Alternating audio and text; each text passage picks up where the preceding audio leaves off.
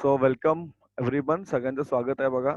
आपण मॅथ्सची रिव्हिजन म्हणजे मॅथ्सची रिव्हिजन सुरू केलेली आहे. त्यामध्ये आपण गणिताचा भाग जो एक आहे त्याचं जे पहिलं प्रकरण आहे लिनिअर इक्वेशन टू व्हेरिएबल्स एक काय दोन चलाची रेषीय समीकरणे ते आपलं झालेलं आहे. त्याची पूर्ण रिव्हिजन घेतलेली आहे आपण. पूर्ण उजळणी झालेली आहे. आज आपण सुरू करत आहोत समरूपता गणित भाग 2 याचा एक रिव्हिजनचा पाठ आजपासून सुरू करत आहोत. तर सगळ्यांनी लक्ष द्यायचं आहे. काही वाटेल तर तुम्हाला विचारायचं आहे. बरं. आता यामध्ये समरूपतेच्या पहिल्या भागामध्ये आपण पाहतो की दोन त्रिकोणांच्या क्षेत्रफळांचे गुणोत्तर. आता आपल्याला हे एक माहित आहे की कोणत्याही त्रिकोणाचं क्षेत्रफळ जर काढायचं असेल तर आपल्याकडे एक सूत्र आहे. त्या सूत्राचं नाव आहे 1/2 गुणिले पाया गुणिले उंची. बरोबर. 1/2 गुणिले पाया गुणिले उंची या सूत्राने आपण काय करतो त्रिकोणाचं क्षेत्रफळ काढतो.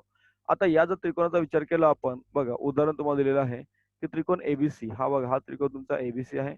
या त्रिकोण एबीसी मध्ये काय होणार तर बीसी काय आहे पाया आहे. हा बघा हा बीसी काय आहे या त्रिकोणाचा पाया आहे. आणि एडी काय आहे उंची आहे. एडी काय आहे उंची आहे. बरोबर. उंची ही नेहमी लक्षात ठेवा तुमच्या काय म्हणतो त्याला परपेंडिक्युलर किंवा लंब रूपात असते उंची. दुसरा त्रिकोण आहे आपल्याकडे पी क्यू आर. दुसरा त्रिकोण आहे आपल्याकडे पी क्यू आर. हा त्रिकोण आहे तुमचा पी क्यू आर. हे बघा हे तुमच्या पुस्तकात जसं तसं मी घेतलेलं आहे. त्यामुळे वेगळं काही आपल्या मनाचं काही दिलेत नाही आपण. तर या त्रिकोण पी क्यू आरचा जर विचार केला आपण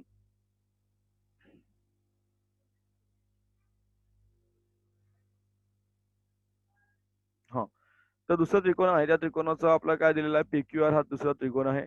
त्याचा क्यू आर हा पाया आहे आणि पीएस ही काय आहे उंची आहे. बघा क्यू आर हा पाया आहे आणि ही पीएस या ठिकाणची उंची आहे. जर आपल्याला दोन त्रिकोण मिळत असतील तर त्या त्रिकोणांच्या क्षेत्रफळांचे गुणोत्तर या दोन त्रिकोणांच्या क्षेत्रफळांचे गुणोत्तर काय होणार तर पहिल्यांदा आपण काय केलं त्रिकोण एबीसीचं क्षेत्रफळ घेतलं. ए म्हणजे एरिया म्हणजे क्षेत्रफळ बघा. ए घेतलं ए लिहिलं त्रिकोण कंसामध्ये घेतलं त्रिकोण एबीसी. त्रिकोण एबीसीचं क्षेत्रफळ छेदात त्रिकोण पीक्यूआरचं क्षेत्रफळ त्याच्यात त्रिकोण पीक्यूआरचं क्षेत्रफळ.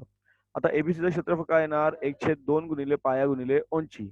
1/2 गुणिले पाया पाया किती आहे बीसी उंची किती आहे एडी. त्याचबरोबर पीक्यूआरचं क्षेत्रफळ घेतलं त्रिकोण पीक्यूआरचं क्षेत्रफळ बरोबर 1/2 गुणिले पाया पाया किती आहे पीक्यूआरचा क्यूआर गुणिले उंची किती आहे पीएस. बरोबर. आता यामध्ये जर तुम्ही बघितलं तर तुम्हाला हा जो 1/2 आणि हा 1/2 या ठिकाणी काय झाला कट झालेला आहे किंवा तो निघून गेला या ठिकाणी लॅप्स झालाय. म्हणजे तुम्हाला काय मिळणार त्यांचं गुणोत्तर इकडे बघा तू गुणोत्तर काय मिळालं तुम्हाला बीसी गुणिले एडी छेदात क्यू आर गुणिले पीएस. बरोबर की नाही. हे निघून गेलं. हा जो 1/2 आहे ना हा 1/2 या ठिकाणी पूर्ण काढून टाकलं. तर काय उरलं बीसी गुणिले एडी छेदात क्यू आर गुणिले पीएस. बघा मी रिपीट करणार आहे सेमीवाल्यांसाठी सुद्धा. बघा काय मिळालं तुम्हाला त्रिकोण एबीसीचं क्षेत्रफळ त्रिकोण एबीसी चं क्षेत्रफळ छेदात त्रिकोण पीक्यूआरचं क्षेत्रफळ या दोघांच्या क्षेत्रफळांचं गुणोत्तर हे किती आलं बीसी गुणिले एडी छेदात क्यू आर गुणिले पीएस. म्हणजेच काय तर दोन त्रिकोणांच्या क्षेत्रफळांचे गुणोत्तर हे त्यांच्या पाया व संगत उंची यांच्या गुणाकारांच्या गुणोत्तरा एवढे असते. आता इथे जर पाया म्हटलं आपण पाया म्हटला पहिल्या त्रिकोणाचा B1 त्याची उंची घेतली H1. दुसऱ्या त्रिकोणाचा पाया घेतला B2 त्याची उंची घेतली आपण H2.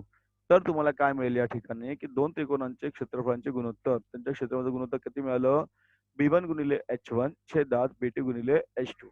B1 म्हणजे पहिल्या त्रिकोणाचा पाया H1 म्हणजे पहिल्या त्रिकोणाची उंची B2 म्हणजे दुसऱ्या त्रिकोणाचा पाया H2 म्हणजे दुसऱ्या त्रिकोणाची उंची. बरोबर.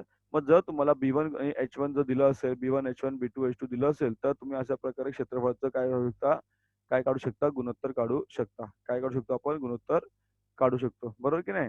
ठीक आहे गुणोत्तर काढू शकतो या ठिकाणी. आता थोडस रिपीट करतो परत बघा. Yes, similarity, chapter number 1, Maths Standard 10, Mathematics Part 2. Ratio of areas of two triangles, ratio of areas of two triangles. Now the two triangles given to you are ABC and PQR. ABC and PQR two triangles are given to you. BC is the base of triangle.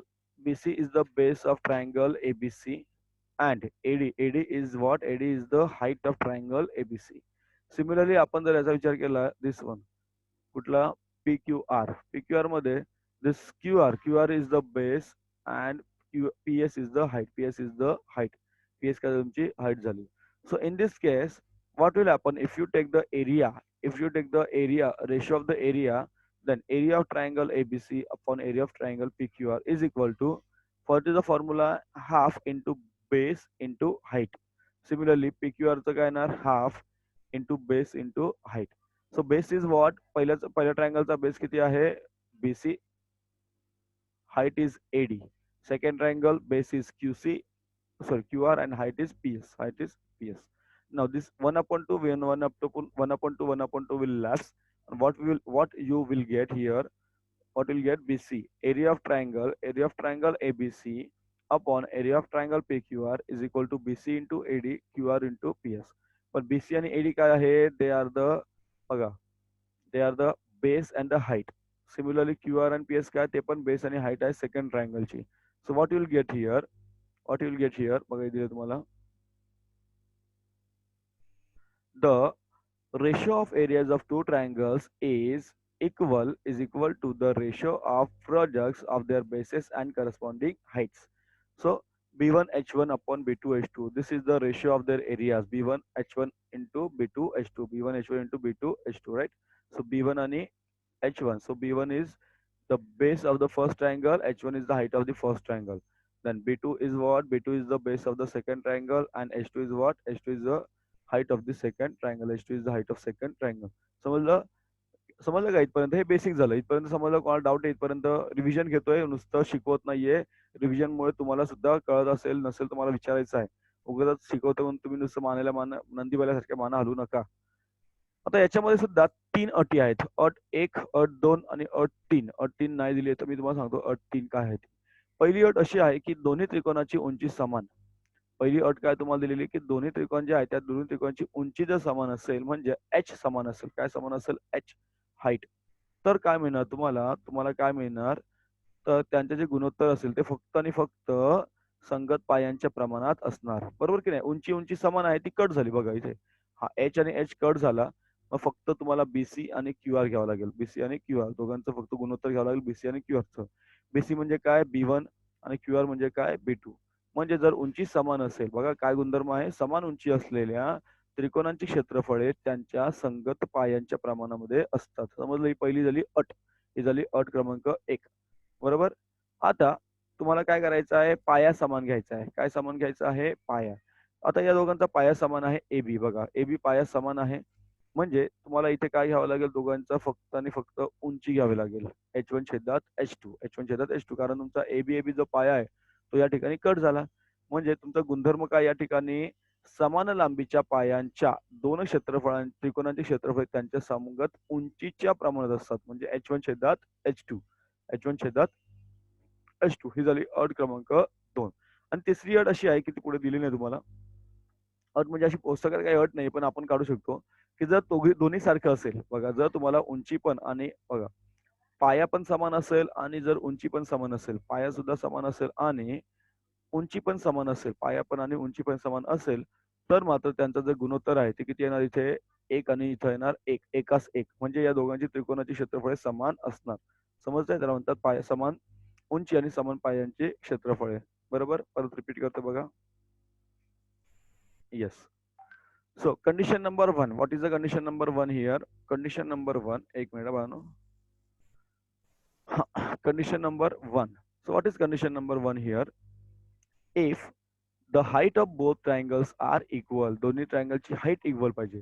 If h is equal, बघा h is equal ती already cut होणार इथे. h lapses. So what you get? BC upon QR. Ratio of their area is equal to BC upon QR. BC is what? B1 आणि हा झाला B2. So what the property you get? कोणती property तुम्हाला मिळते? The ratio of areas of two triangles with equal height जर equal असेल, is equal to the ratio of their corresponding bases. The ratio of their corresponding bases. This is the condition number 1. तुम्ही काय केलं? height equal केली. Second condition is what? Second condition is what? तुम्हाला second condition मध्ये काय दिलं तुम्हाला, की तुम्ही या ठिकाणी बेस इक्वल केलेला आहे. काय इक्वल केलंय तुम्हाला? बेस इक्वल केलेला आहे इथे बघा सेकंड इक्वेशन मध्ये. दिस बेस AB इज कॉमन. बघा AB कॉमन आहे. So you get H1 upon H2. Area of the ratio is equal, ratio of the area is equal to H1 upon H2. Therefore, what is the property you get? The ratio of the areas of two triangles with equal bases is equal to the ratio of their corresponding heights. Ratio of their corresponding heights. Getting समजतंय? Third property, third condition नाही दिली, पण third condition is what when height as well as base are equal then the two triangles are equal because त्यांचा ratio येतो 1:1. Now what we need to remember wait. So काय लक्षात ठेवायचं आहे बघा आपल्याला, काय लक्षात ठेवायचं आहे तर दोन त्रिकोणांच्या क्षेत्रफळांचे गुणोत्तर. काय लक्षात ठेवायचं आपल्याला, दोन त्रिकोणांच्या क्षेत्रफळांचे गुणोत्तर हे त्यांच्या त्या त्रिकोणांच्या पाया व संगत उंची यांच्या गुणोत्तर एवढे असते. समान उंचीच्या त्रिकोणाचे क्षेत्रफळ त्यांच्या संगत पायांच्या प्रमाणात असतात, तर संगत पायांच्या त्रिकोणाचे क्षेत्रफळ त्यांच्या संगत उंचीच्या प्रमाणामध्ये असतात. बरोबर, हे आपल्या लक्षात ठेवायचं. येस, लक्षात ठेवलं की आपण सोडवला जाणार आहोत 1.1. का सोडवणार आपण 1.1. So what we need to remember first, the ratio of the two triangle is equal to the ratio of the ratio of the products of their bases and corresponding heights. Second, आपण आताच बघितलं condition number 1, areas of triangle with equal heights is proportional to their corresponding bases. And finally, areas of triangles with equal bases are proportional to the corresponding heights. समजलंय? So if you remember these 3 points and हे सर्व तुमच्या लक्षात राहिलं, then we are going to solve practice set 1.1. काय सोडवणार जाणार practice set 1.1. Getting? Practice set 1.1 we are going to solve. So लक्ष द्यायचं माझ्याकडे आता.